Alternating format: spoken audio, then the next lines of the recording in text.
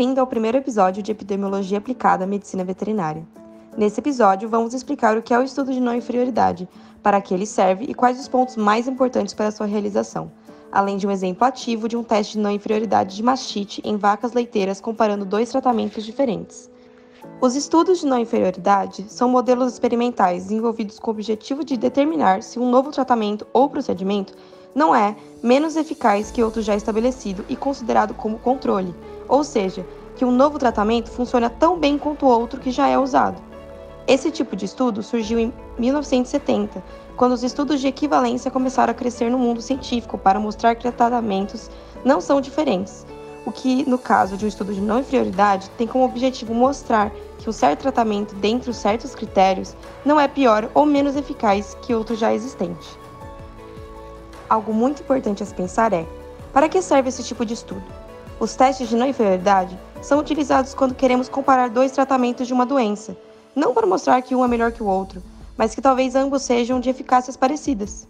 Normalmente, usamos um teste de não inferioridade quando o uso de um tratamento placebo é inviável e é necessário ações ativas. E também é válido falar que esse tipo de estudo se tornou essencial na aprovação de medicamentos genéricos para mostrar que são tão eficazes quanto o original. Antes de continuarmos explicando sobre o teste de não inferioridade, vamos diferenciá-lo do teste de superioridade, para não gerar dúvidas. Os testes de superioridade comparam se um tratamento é melhor que o outro. Já no caso do teste de não inferioridade, é possível visualizar se um tratamento não é pior que o outro. Mas quais são os pontos mais importantes para realizar, interpretar e analisar um estudo de não inferioridade? O primeiro ponto que deve ser entendido é a margem de não inferioridade, que é o que mede o quanto um tratamento pode ser menos eficaz sem ser considerado pior que o controle, sendo que o controle é um tratamento padrão. É uma margem determinada entre 10% e 20% do efeito esperado do tratamento controle no estudo, que interfere no tamanho da amostra. É uma margem criada para dar segurança ao estudo, ou seja, se perdemos tanto dos nossos dados, ainda podemos considerar esse estudo válido? Então, delimitamos esse valor para que, caso alguma coisa aconteça com a amostra, podemos ainda ter um estudo com resultados confiáveis. Outro ponto que deve ser analisado é o número de pacientes necessários para o estudo, já que temos que ter pacientes suficientes para que o nosso resultado ao final do estudo seja confiável, e para calcular isso são usadas equações que também envolvem uma margem citada anteriormente. Outra questão que pode ser citada é o controle da sensibilidade do estudo, que é a capacidade de realmente avaliar se existem diferenças entre os tratamentos quando elas existem, e é definida por vários fatores como exigências para a seleção dos pacientes, excesso de variabilidade dos dados, entre outros.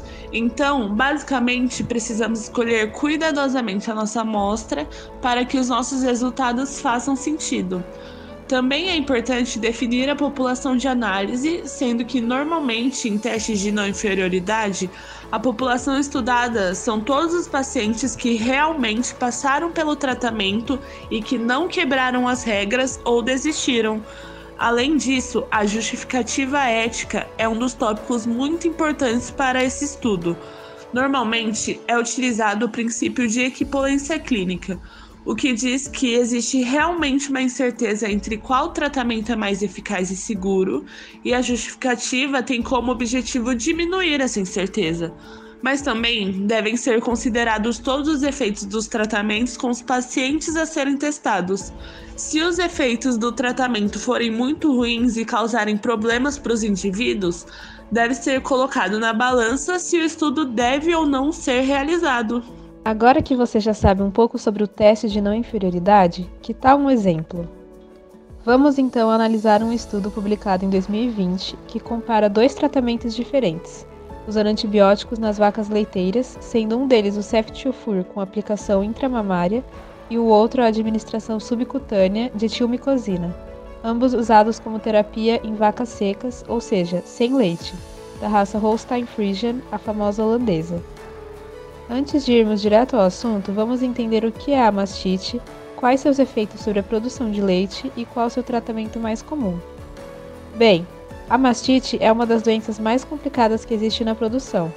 É basicamente a infecção da glândula mamária da vaca, e é muito comum, causando muitos prejuízos para o produtor pela diminuição na produção de leite. Além disso, altera a estrutura da glândula mamária e também do próprio órgão das vacas. Bom, o estudo de não inferioridade usado nesta pesquisa teve como principal objetivo a comparação de 2 tratamentos para mastite. Já existem diversos medicamentos que são utilizados como terapia contra doenças causadas por bactérias, sendo todos aplicados de forma intramamária, como ceftiofur, cloxacilina, penicilina, neomicina e cefapirina. Porém, mesmo que exista essa aceitação quase universal da administração intramamária, a administração subcutânea alcançaria uma distribuição significativa. Por isso, neste estudo, foi utilizada uma preparação de tilmicosina de ação prolongada injetada de forma subcutânea contra o uso de ceftiofur intramamário durante a terapia de vaca seca para sabermos se o seu efeito é não inferior ao de ceftiofur. Dito tudo isso, vamos a como esse estudo foi feito. O artigo comparou a administração de tilmicosina em dose única por via subcutânea e a administração intramamária de ceftiofur como tratamento mais comum em casos de mastite. As vacas foram divididas de forma aleatória em 2 grupos, um com 53 vacas e o outro com 38 vacas, sendo que o menor foi tratado com ceftiofur e o maior com tilmicosina. E nenhum dos animais haviam sido tratados com qualquer tipo de antibiótico dentro dos últimos 20 dias antes do início do estudo, sendo que, além disso, foram todas testadas para mastite, para ser possível comparar o grau da infecção entre as vacas. O teste de mastite foi feito analisando o leite dessas vacas, coletado antes do início do tratamento com antibióticos, no seu último dia dando leite e 72 horas após darem à luz a seus filhotes. Agora vamos ver um pouco sobre os resultados desse estudo de não inferioridade. Ao todo foram estudadas 91 amostras dos 2 grupos, sendo isoladas 59 bactérias antes do tratamento com os antibióticos e obtidas 91 amostras e 45 patógenos isolados 7 dias depois do parto. A taxa de cura bacteriológica total alcançada no grupo tilmicosina de ação prolongada foi de 57%, enquanto no grupo ceftiofur foi alcançada uma taxa de cura bacteriológica de 53%, ou seja, as taxas de cura das bactérias foram muito próximas nos 2 tratamentos. No grupo tilmicosina, 18 dos 46 casos foram positivos para o causador da mastite antes da terapia, e 14 vacas apresentaram melhora, ficando livres da doença. No segundo grupo, no qual foi usado ceftiofur, 8 dos 30 casos foram positivos durante a terapia, e apenas 2 vacas obtiveram a cura. Portanto, o tratamento com tilmicosina obteve mais curas do que com ceftiofur, mas mesmo assim, estatisticamente, esse resultado não é relevante. Logo, temos que o tratamento com tilmicosina subcutânea é não inferior ao tratamento com ceftiofur intramamário. Para concluir, vamos destacar os principais pontos importantes dessa pesquisa. Por exemplo, o local no qual o estudo foi realizado foi relevante para conseguir chegar aos resultados das taxas de cura observadas, já que a fazenda escolhida tem uma higiene ruim e já era previsível que teria certa resistência a antibióticos. Apesar disso, a taxa de sucesso do uso da tilmicosina foi de 77,7% em comparação com apenas 25% de sucesso para o ceftiofur intramamário. Os resultados mostram que uma formulação específica de tilmicosina de ação prolongada, administrada por via subcutânea, apresentou grande eficácia, sendo que esse sucesso pode ser atribuído tanto à eficácia natural da tilmicosina quanto à melhoria da formulação testada, além do aumento da dosagem.